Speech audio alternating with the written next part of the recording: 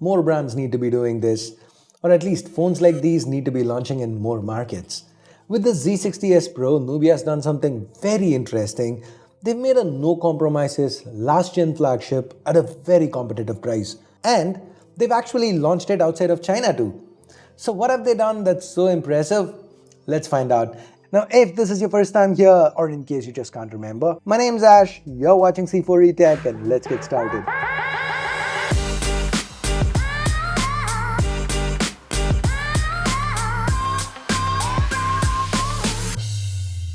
The Red Magic 9 Pro, the Nubia Z60 Ultra, as much as I've loved those phones, I've never been a fan of the design. Because personally, I just don't find boxy phones very comfortable. If you feel the same way, you aren't gonna like this either. That said, the actual materials used, the choices Nubia has made, they're all very impressive. Despite not being a proper flagship, the Z60s Pro gets a metal frame, a glass back, an interesting looking camera array, an IR blaster, a dedicated toggle that by default launches the camera but can be set to launch anything from game space to satellite communication. So yeah, it can do satellite comms, in China at least. Now the Z60s Pro is 8.7mm thick, weighs in at over 220 grams, so it's got a solid footprint, and add to it the boxy design. Despite the edges being chamfered, it's not very comfortable to hold. And when you game, as with most large camera array phones, you don't have any natural resting place for your fingers. But I do like the little things like that mappable toggle, the textured power key, and the box not being bare bones. Just see this. Interesting looking box. The phone comes with a screen protector pre-applied. Inside you get a SIM tool, a Type-C to Type-C cable, an 80-watt fast charger, and a hard shell clear case. The blue SKU I have, they call it Aqua. Nubia also offers this phone in black and a white. Now while the Z60s Pro feels like Nubia's other flagship offerings, one look at it from the front and you can immediately tell it's not their flagship.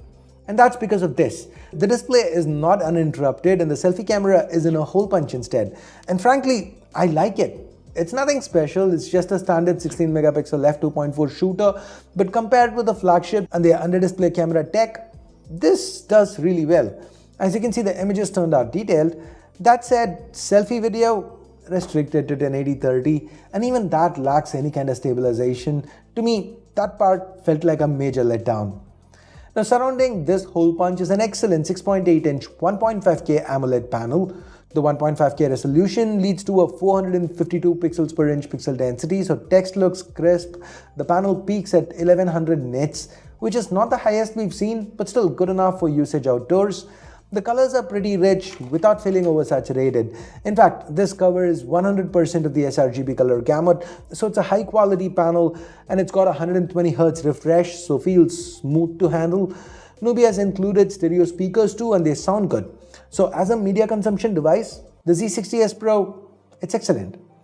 Of course, the looks and the display, they can only get you so far. You need actual hardware chops to be competitive. And while most brands are busy launching phones with the 8S Gen 3, Nubia has chosen to go with last year's flagship 8 Gen 2 here. And in many ways, that's a good thing. While the CPU scores are close, the 8 Gen 2 has a much stronger GPU. Add to it the fact that it's been around longer for things like emulation, the drivers, they're more mature for the 8 Gen 2. Now last year's flagship Qualcomm chip, it's paired with 8, 12 or 16 gigs of LPDDR5X RAM and 256, 512 or up to a terabyte of fast UFS 4.0 storage. The battery capacity is also not bad at 5100 mAh, so no compromises here. Nubia also seems to have done a very good job with the cooling because the phone, it doesn't get too warm, there is no overheating, and even the performance, after 20 minutes, as you can see, it's retained about 83% of its performance peak. So despite not really being a gaming phone, the Z60s Pro should be just fine for gaming. Talking about which, Nubia even provides their own game tools that are pretty self-explanatory. We've seen this in the past. And as far as software goes, this phone runs on Android 14 with Nubia's MyOS on top. With this combination of specs, it's no surprise that the Z60s Pro is blazing fast. No slowdowns, no lag, apps open up quick. Now one negative worth mentioning here is the software support part. Despite a global launch, things aren't too transparent. Now at least for the Z60 Ultra, when it went global, Nubia did confirm 3 years of updates, which is not great, but over here, even that's not being mentioned. The silence, I feel that's a major negative. Anyways, like other Nubia phones we've seen, there are multiple home screen modes, a lot of customization options for the themes, for the fingerprint animation, for the always-on functionality. We already saw the toggle to the side and how we can customize it. So overall, the software for this phone, I'd still call it a net positive. Next, let's get to cameras. First off, immense respect to Nubia for actually listing the sensors on the spec sheet. Now this is something we don't see brands do unless it's a Sony sensor, and here given their secondary is an Omnivision and the other one is a Hynix sensor, really good that they've actually listed that out, making it easy for us to know what we are getting. The primary is a Sony sensor, by the way. It's Sony's IMX906, a large 1x1.56 inch sensor that's been paired with a f1.6 lens that is optically stabilized. And like Nubia's been doing for a while, this is not a standard lens we see on other phones. It's a 35mm equivalent lens. I absolutely adore this focal length. Given the narrower field of view, the wide aperture, the large sensor, you can shoot beautiful images with this kind of a shallow depth of field. The colors are slightly warm, which is noticeable, especially when you see these images side by side with the 13mm ultra wide. The ultra wide, it does well too. It has autofocus capable of focusing at just 2.5 centimeters, so you can shoot macro with it.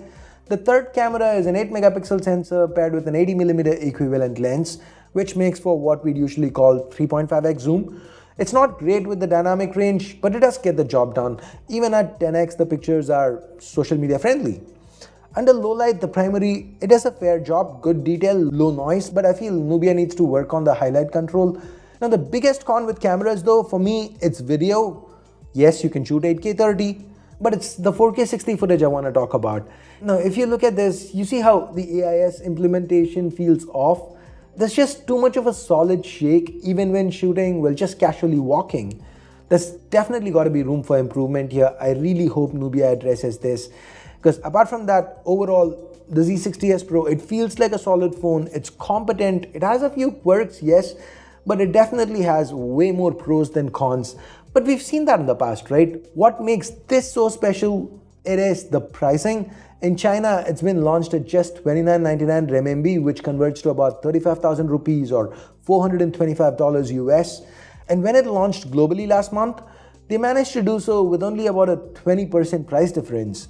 I really love how they've taken a tried and tested flagship SoC from last year, no compromises on the GPU, and they've built an excellent value for money device around it. Would you like to see the Z60s Pro launch in more markets? Or do things like the lack of transparency with updates or the iffy video recording make this a non-starter for you? Let me know in the comments below. Thanks for watching. Ash out.